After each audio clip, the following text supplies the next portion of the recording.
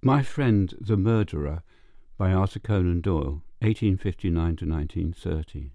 "Number 481 is no better, Doctor," said the head warder, in a slightly reproachful accent, looking in round the corner of my door. "Confound 481, I responded from behind the pages of the Australian Sketcher. "And 61 says his tubes are paining him. Couldn't you do anything for him?" "He is a walking drug shop," said I. "He has the whole British pharmacopoeia inside him. I believe his tubes are as sound as yours are." "Then there's 7 and 108. They are chronic," continued the warder, glancing down a blue slip of paper. "And 28 knocked off work yesterday, said lifting things gave him a stitch in the side. I want you to have a look at him, if you don't mind, Doctor. There's 81, too, him that killed John Adamson in the Corinthian brig. He's been carrying on awful in the night, shrieking and yelling, he has, and no stopping him either." "All right, I'll have a look at him afterward," I said, tossing my paper carelessly aside, and pouring myself out a cup of coffee. "Nothing else to report, I suppose, warder?" The official protruded his head a little further into the room. "Beg pardon, Doctor," he said, in a confidential tone, "but I notice as 82 has a bit of a cold, and it would be a good excuse for you to visit him and have a chat, maybe." The cup of coffee was arrested halfway to my lips as I stared in amazement at the man's serious face.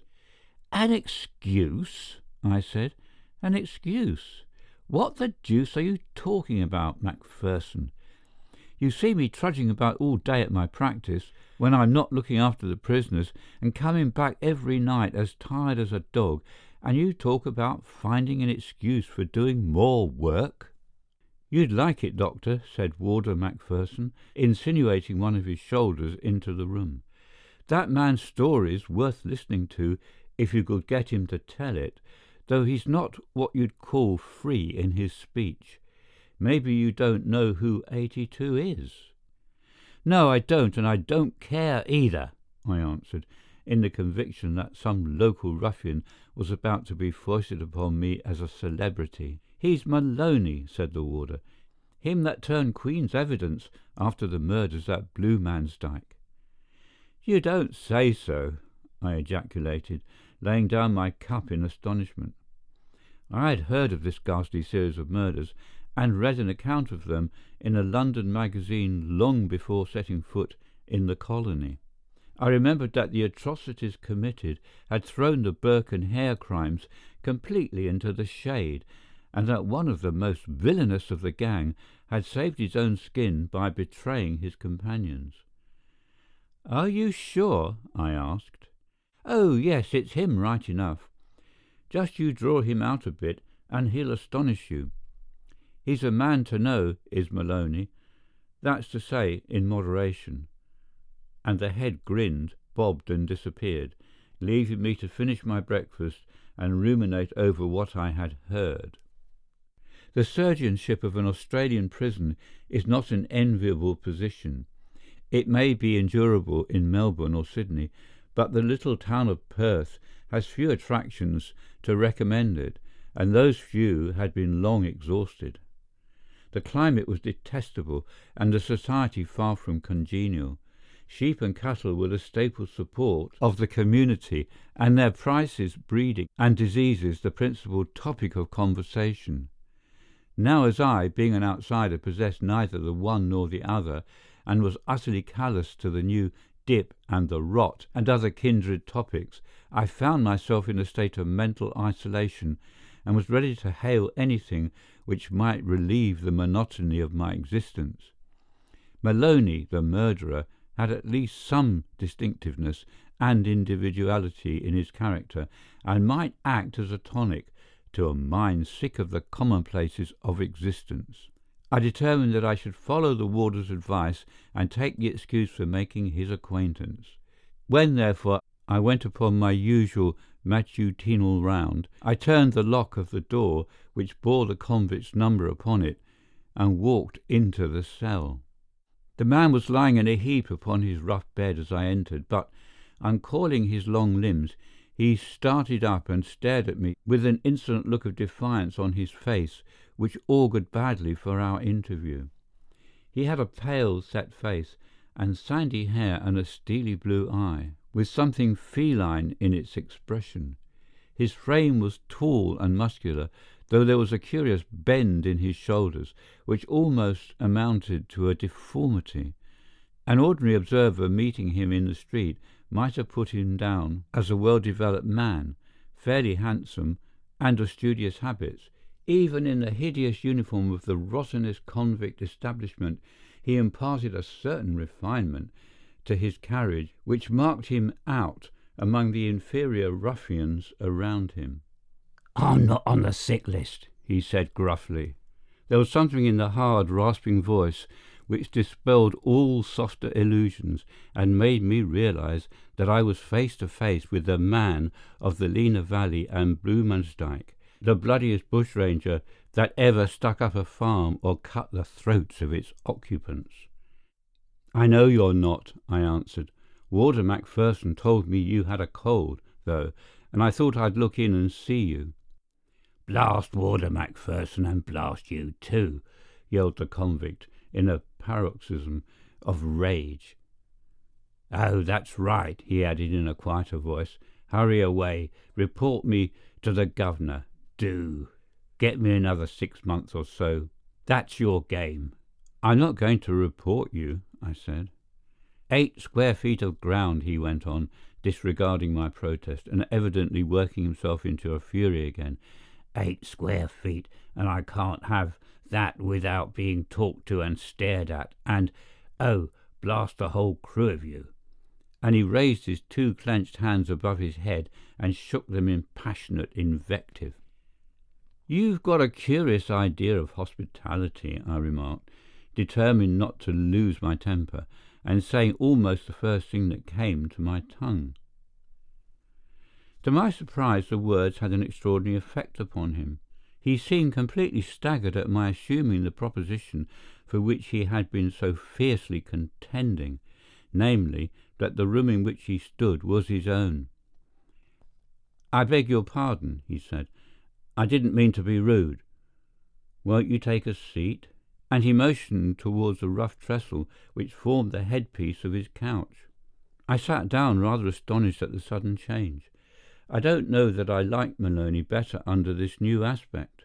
The murderer had, it is true, disappeared for the nonce, but there was something in the smooth tones and obsequious manner which powerfully suggested the witness of the Queen, who had stood up and sworn away the lives of his companions in crime. "How's your chest?" I asked, putting on my professional air. "Come, drop it, Doctor, drop it," he answered, showing a row of white teeth as he resumed his seat upon the side of the bed. "It wasn't anxiety after my precious health that brought you along here.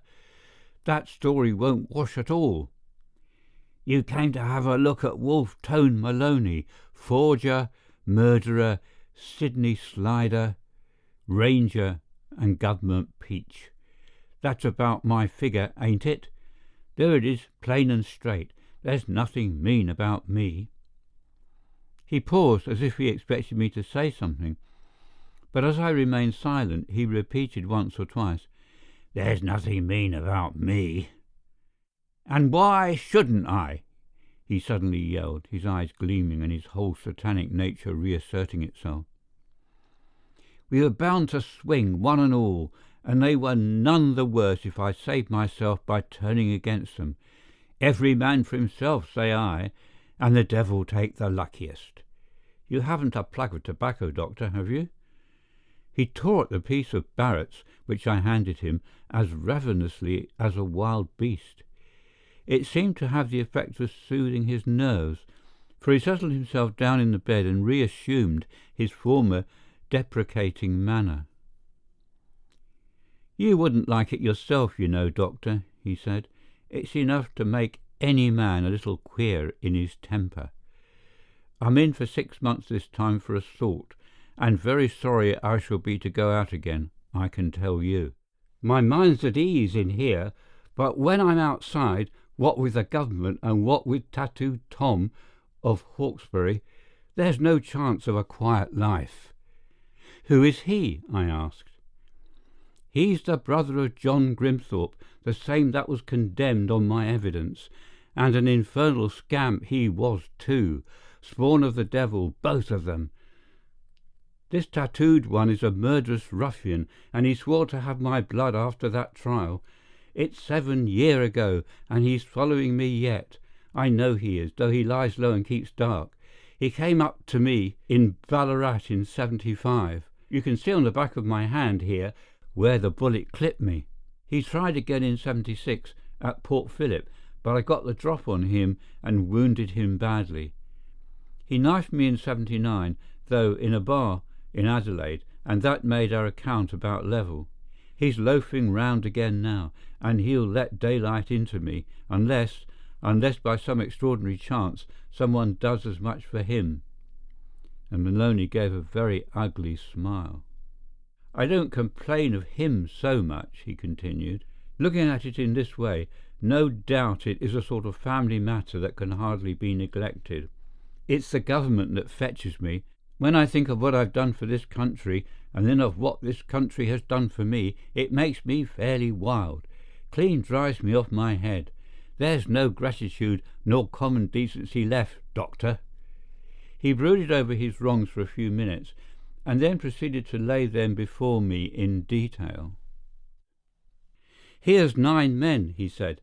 "They've been murdering and killing for a matter of 3 years, and maybe a life a week wouldn't more than average the work that they've done.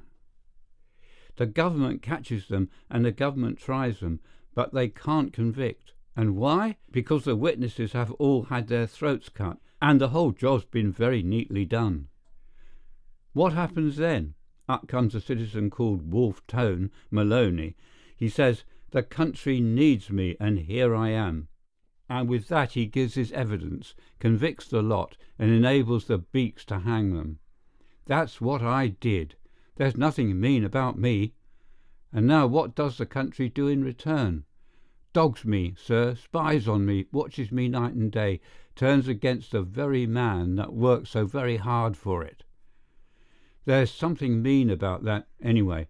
I didn't expect them to knight me, nor to make me colonial secretary, but damn it, I did expect that they would let me alone."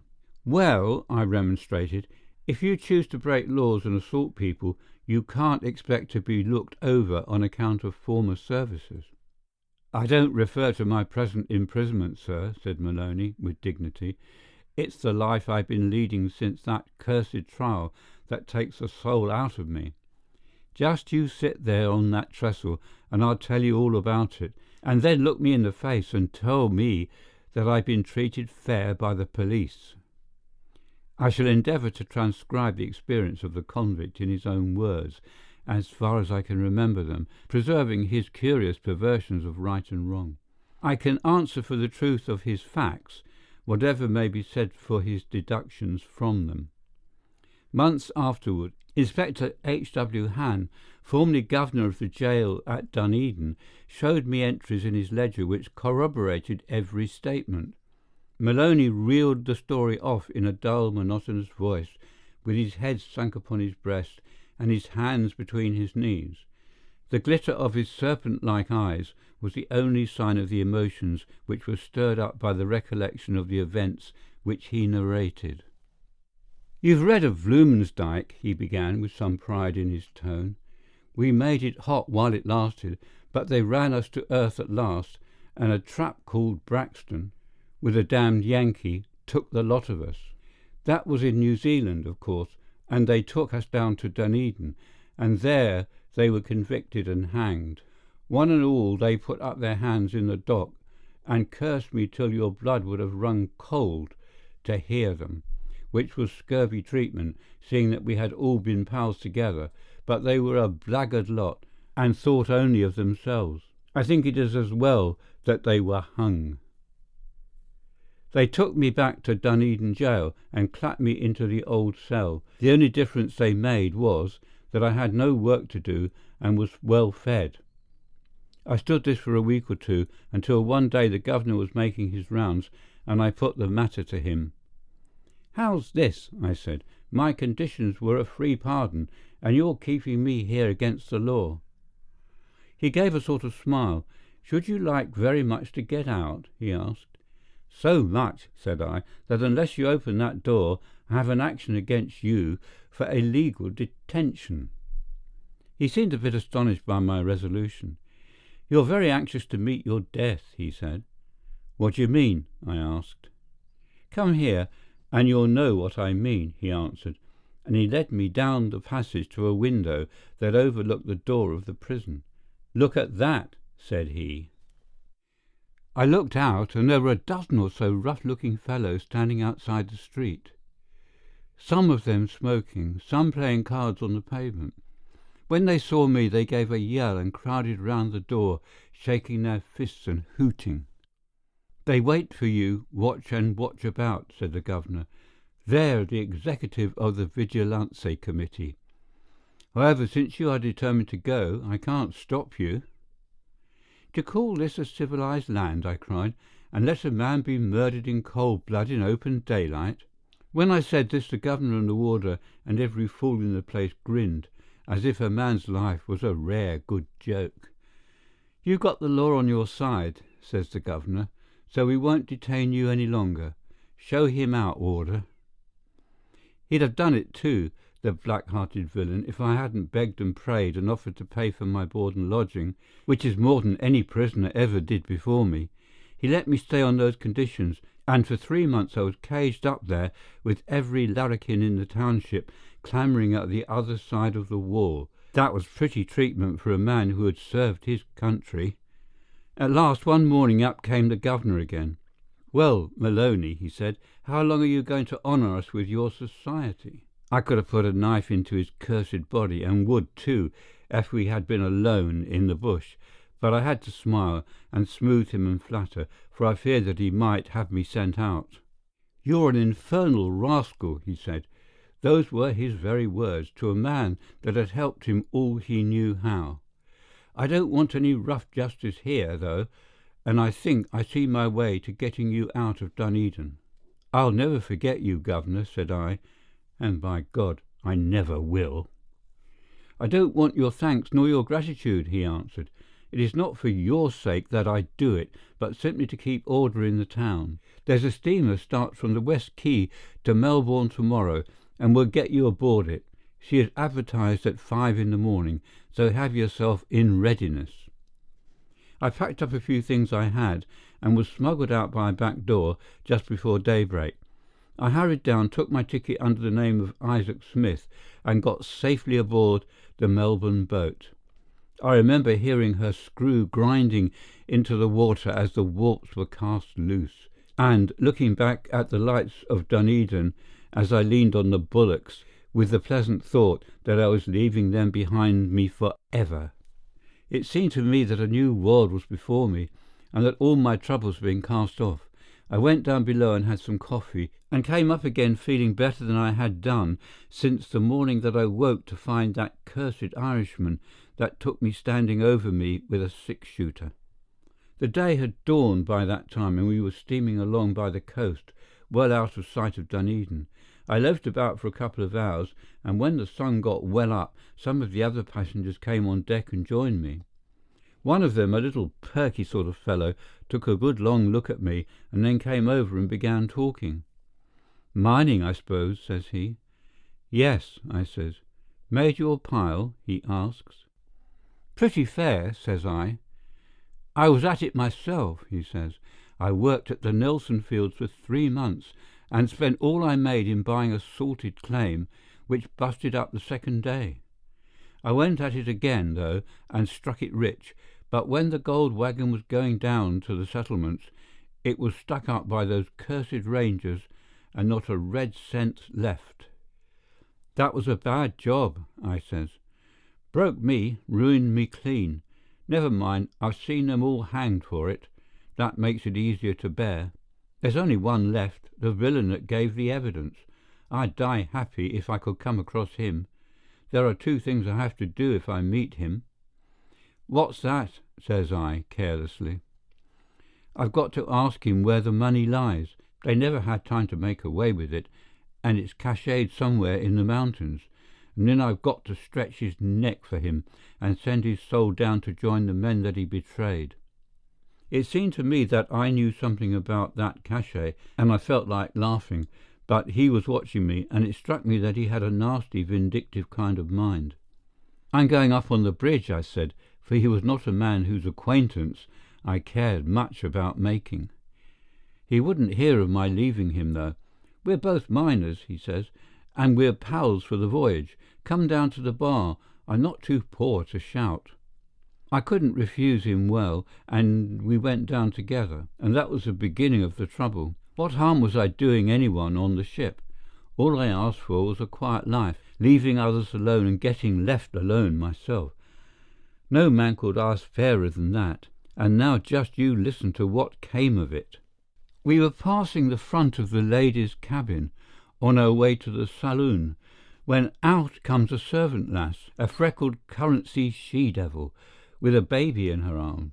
We were brushing past her when she gave a scream like a railway whistle and nearly dropped the kid. My nerves gave a sort of jump when I heard that scream, but I turned and begged her pardon, letting on that I thought I might have trod on her foot. I knew the game was up, though, when I saw her white face and her leaning against the door and pointing. "It's him!" she cried. "It's him! I saw him in the courthouse. Oh, don't let him hurt the baby." "Who is it?" asked the steward and half-dozen others in a breath. "It's him, Maloney the murderer. Oh, take him away, take him away." I don't rightly remember what happened just at that moment. The furniture and me seemed to get kind of mixed, and there was cursing and smashing, and someone shouting for his gold, and a general stamping round. When I got steadied a bit, I found somebody's hand in my mouth. From what I gathered afterwards, I concluded that it belonged to that same little man with the vicious way of talking. He got some of it out again, but that was because the others were choking me. A poor chap can get no fair play in this world when once he is down. Still, I think he will remember me till the day of his death. Longer, I hope. They dragged me out to the poop and held a damned court-martial on me, mind you, me, that had thrown over my pals in order to serve them. What were they to do with me? Some said this, some said that, but it ended by the captain deciding to send me ashore. The ship stopped. They lowered a boat, and I was hoisted in, the whole gang of them hooting at me from over the bulwarks. I saw a man I spoke of tying up his hand, though, and I felt that things might be worse. I changed my opinion before we got to the land. I had reckoned on the shore being deserted, and that I might make my way inland, but the ship had stopped too near the heads, and a dozen beachcombers and such like had come down to the water's edge and were staring at us, wondering what the boat was after. When we got to the edge of the surf, the coxswain hailed them, and after singing out who I was, he and his men threw me into the water. You may well look surprised. Neck and crop into 10 feet of water, with sharks as thick as green parrots in the bush, and I heard them laughing as I floundered to the shore. I soon saw it was a worse job than ever. As I came scrambling out through the weeds, I was collared by a big chap with a velveteen coat, and half a dozen others got round me and held me fast. Most of them looked simple fellows enough, and I was not afraid of them, but there was one in a cabbage-tree hat that had a very nasty expression on his face, and the big man seemed to be chummy with him. They dragged me up the beach, and then they let go their hold of me and stood round in a circle. "Well, mate," says the man with the hat, "we've been looking out for you for some time in these parts." "And very good of you too," I answers. "None of your jaw," says he. "Come, boys, what shall it be, hanging, drowning, or shooting? Look sharp." This looked a bit too like business. "No, you don't," I said. "I've got government protection, and it'll be murder." "That's what they call it," answered the one in the velveteen coat, as cheery as a piping crow. "And you're going to murder me for being a ranger?" "Ranger be damned," said the man. "We're going to hang you for peaching against your pals, and that's an end of the palaver." They slung a rope round my neck and dragged me up to the edge of the bush. There were some big she-oaks and blue gums, and they pitched on one of these for the wicked deed. They ran a rope over a branch, tied my hands and told me to say my prayers. It seemed as if it was all up, but Providence interfered to save me. It sounds nice enough sitting here and telling about it, sir, but it was sick work to stand with nothing but the beach in front of you and the long white line of surf, with the steamer in the distance and a set of bloody-minded villains round you thirsting for your life. I never thought I'd owe anything good to the police, but they saved me that time. A troop of them were riding from Hawke's Point station to Dunedin, and hearing that something was up, they came down through the bush and interrupted the proceedings. I've heard some bands in my time, Doctor, but I never heard music like the jingle of those trap spurs and harness as they galloped out onto the open. They tried to hang me even then, but the police were too quick for them, and the man with the hat got one over the head with the flat of a sword. I was clapped onto a horse, and before evening I found myself in my old quarters in the city jail. The governor wasn't to be done, though. He was determined to get rid of me, and I was equally anxious to see the last of him. He waited a week or so until the excitement had begun to die away, and then he smuggled me aboard a three-masted schooner bound for Sydney with tallow and hides. We got far away to sea without a hitch, and things began to look a bit more rosy. I made sure that I had seen the last of the prison, anyway. The crew had a sort of an idea who I was, and if there had been any rough weather, they'd have hove me overboard. Like enough, for they were a rough, ignorant lot, and had a notion that I brought bad luck to the ship. We had a good passage, however, and I was landed safe and sound upon Sydney Quay. Now just you listen to what happened next. You'd have thought that they would have been sick of ill-using me and following me by this time, wouldn't you now? Well, just you listen. It seems that a cursed steamer started from Dunedin to Sydney on the very day we left, and got in before us, bringing news that I was coming. Blessed if they hadn't called a meeting, a regular mass meeting, at the docks to discuss about it, and I marched right into it when I landed. They didn't take long about arresting me, and I listened to all the speeches and resolutions. If I had been a prince, there couldn't have been more excitement. The end of all was that they agreed that it wasn't right that New Zealand should be allowed to foist her criminals upon her neighbours, and that I was to be sent back again by the next boat. So they posted me off again as if I was a damn parcel, and after another 800-mile journey I found myself back for the third time, moving in the place that I started from. By this time I had begun to think that I was going to spend the rest of my existence travelling about from one port to another. Every man's hand seemed turned against me, and there was no peace or quiet in any direction. I was about sick of it by the time I had come back, and if I could have taken to the bush I'd have done it, and chanced it with my old pals. They were too quick for me, though, and kept me under lock and key, but I managed, in spite of them, to negotiate that cachet I told you of, and sewed the gold up in my belt. I spent another month in jail, and then they slipped me aboard a barque that was bound for England. This time the crew never knew who I was, but the captain had a pretty good idea, though he didn't let on to me that he had any suspicions. I guessed from the first that the man was a villain. We had a fair passage, except a gale or two off the Cape, and I began to feel like a free man when I saw the blue loom of the old country, and the saucy little pilot boat from Falmouth dance towards us over the waves. We ran down the channel, and before we reached Gravesend I had agreed with the pilot that he should take me ashore with him when he left. It was at this time that the captain showed me that I was right in thinking him a meddling, disagreeable man. I got my things packed, such as they were, and left him talking earnestly to the pilot, while I went below for my breakfast. When I came up again we were fairly into the mouth of the river, and the boat in which I was to have gone ashore had left us.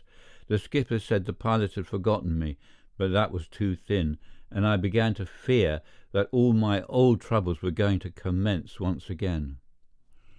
It was not long before my suspicions were confirmed. A boat darted out from the side of the river, and a tall cove with a long black beard came aboard. I heard him ask the mate whether they didn't need a mud pilot to take them up in the reaches, but it seemed to me that he was a man who would know a deal more about handcuffs than he did about steering, so I kept away from him. He came across the deck, however, and made some remark to me, taking a good look at me the while.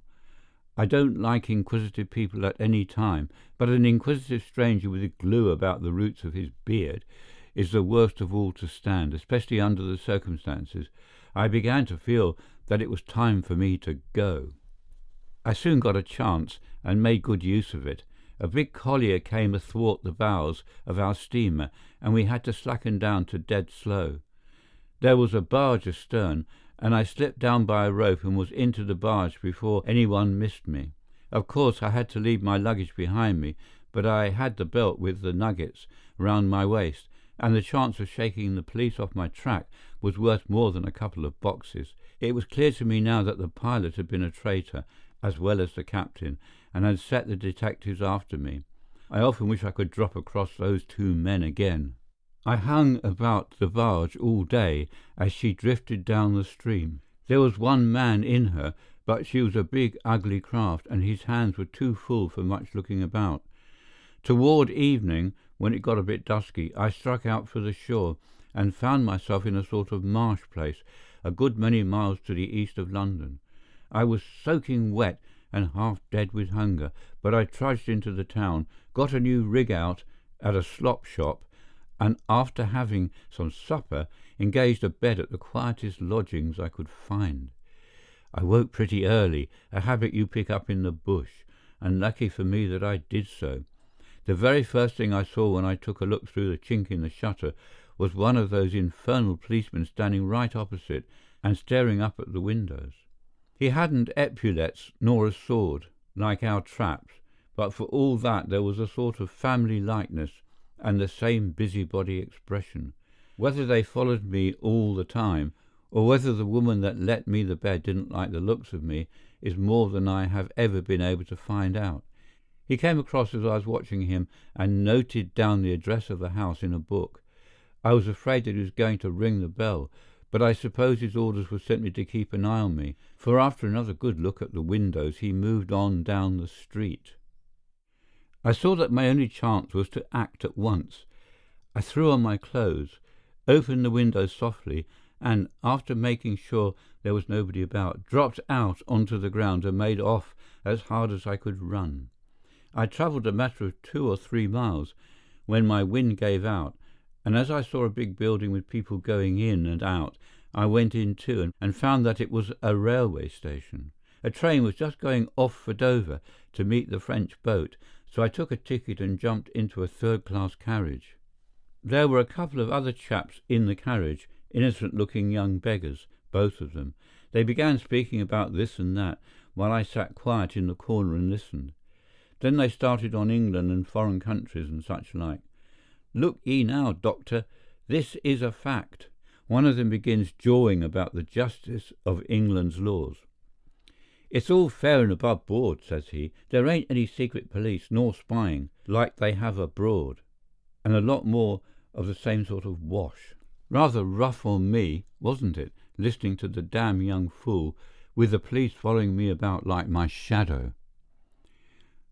I got to Paris right enough, and there I changed some of my gold, and for a few days I imagined I'd shaken them off, and began to think of settling down for a bit of rest. I needed it by that time, for I was looking more like a ghost than a man. You've never had the police after you, I suppose? Well, you needn't look offended. I didn't mean any harm. If ever you had, you'd know that it wastes a man away like a sheep with the rot. I went to the opera one night and took a box, for I was very flush. I was coming out between the acts when I met a fellow lounging along in the passage. The light fell on his face, and I saw that it was the mud pilot that had boarded us in the Thames. His beard was gone, but I recognized the man at a glance, for I have a good memory for faces. I tell you, Doctor, I felt desperate for a moment. I could have knifed him if he had been alone, but he knew me well enough never to give me the chance. It was more than I could stand any longer, so I went right up to him and drew him aside, where we'd be free from all the loungers and theatre-goers. "How long are you going to keep it up?" I asked him. He seemed a bit flustered for a moment, but then he saw there was no use beating about the bush, so he answered straight. "Until you go back to Australia," he said. "Don't you know," I said, "that I served the government and got a free pardon?" He grinned all over his ugly face when I said this. "We know all about you, Maloney," he answered. "If you want a quiet life, just you go back where you came from. If you stay here, you're a marked man, and when you are found tripping, it will be a lifer for you at the least. Free trade's a fine thing, but the market's too full of men like you for us to need to import any." It seemed to me that there was something in what he said, though he had a nasty way of putting it. For some days back I had been feeling a sort of homesick. The ways of the people weren't my ways. They stared at me in the street, and if I dropped into a bar, they'd stop talking and edge away a bit, as if I was a wild beast. I'd sooner have had a pint of old stringy bark, too, than a bucketful of their rot-gut liquors. There was too much damn propriety. What was the use of having money if you couldn't dress as you liked, nor bust in properly? There was no sympathy for a man if he shot about a little when he was half over. I've seen a man dropped at Nelson many a time with less row than they'd make over a broken window-pane. The thing was slow, and I was sick of it. "You want me to go back?" I said. "I've my order to stick fast to you until you do," he answered. "Well," I said, "I don't care if I do. All I bargain is that you keep your mouth shut and don't let on who I am, so that I may have a fair start when I get there." He agreed to this, and we went over to Southampton the very next day, where he saw me safely off once more. I took a passage round to Adelaide, where no one was likely to know me, and there I settled, right under the nose of the police. I'd been there ever since, leading a quiet life, but for little difficulties like this one I'm in for now, and for that devil Tattooed Tom of Hawkesbury. I don't know what made me tell you all this, Doctor, unless it is that being lonely makes a man inclined to jaw when he gets a chance. Just you take warning from me, though. Never put yourself out to serve your country, for your country will do precious little for you.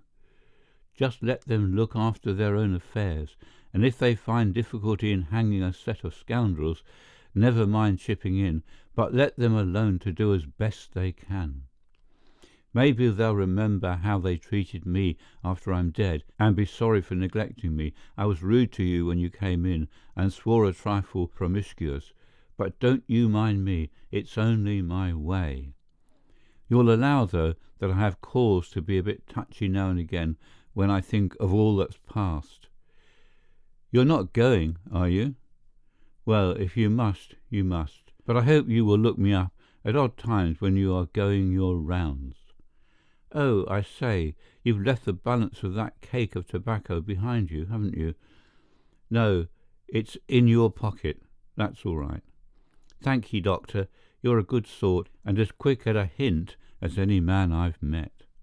A couple of months after narrating his experiences, Wolf-Tone Maloney finished his term and was released. For a long time I neither saw him nor heard of him, and he had almost slipped from my memory until I was reminded, in a somewhat tragic manner, of his existence.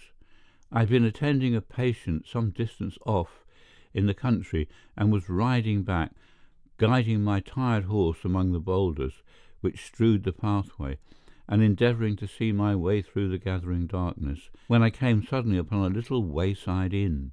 As I walked my horse up toward the door, intending to make sure of my bearings before proceeding further, I heard the sound of a violent altercation within the little bar. There seemed to be a chorus of expostulation or remonstrance, above which two powerful voices rang out loud and angry. As I listened, there was a momentary hush. Two pistol shots sounded almost simultaneously, and with a crash the door burst open and a pair of dark figures staggered out into the moonlight.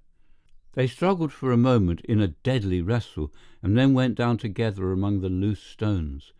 I had sprung off my horse, and, with the help of half a dozen rough fellows from the bar, dragged them away from one another.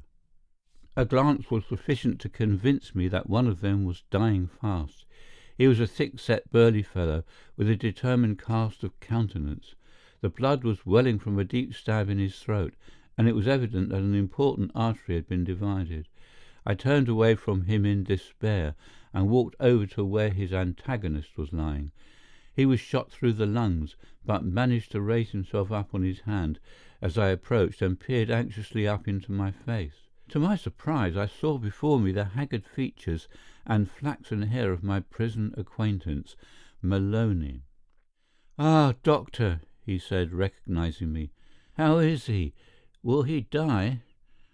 He asked the question so earnestly that I imagined he had softened at the last moment, and feared to leave the world with another homicide upon his conscience. Truth, however, compelled me to shake my head mournfully, and to intimate that the wound would prove a mortal one. Maloney gave a wild cry of triumph, which brought the blood welling out from between his lips. "Here, boys," he gasped to the little group around him. "There's money in my inside pocket. Damn the expense. Drinks round. There's nothing mean about me. I'd drink with you, but I'm going. Give the doc my share, for he's as good." Here his head fell back with a thud, his eyes glazed, and the soul of Wolf Tone Maloney, forger, convict, ranger, murderer, and government peach, drifted away into the great unknown. I cannot conclude without borrowing the account of the fatal quarrel which appeared in the column of the West Australian Sentinel. The curious will find it in the issue of October the 4th, 1881. Fatal affray. W.T. Maloney, a well-known citizen of New Montrose and proprietor of the Yellow Boy gambling saloon, has met with his death under rather painful circumstances. Mr. Maloney was a man who had led a checkered existence, and whose past history is replete with interest. Some of our readers may recall the Lena Valley murders, in which he figured as the principal criminal. It is conjectured that during the 7 months that he owned a bar in that region, from 20 to 30 travellers were hocussed and made away with.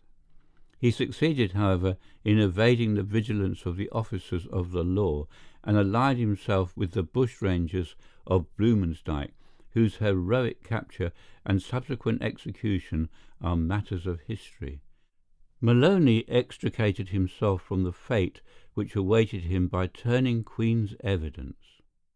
He afterward visited Europe, but returned to West Australia, where he has long played a prominent part in local matters. On Friday evening he encountered an old enemy, Thomas Grimthorpe, commonly known as Tattooed Tom of Hawkesbury. Shots were exchanged, and both were badly wounded, only surviving a few minutes. Mr. Maloney had the reputation of being not only the most wholesale murderer that ever lived, but also of having a finish and attention to detail in matters of evidence which has been unapproached by any European criminal. Sic transit gloria mundi. End of My Friend the Murderer by Arthur Conan Doyle.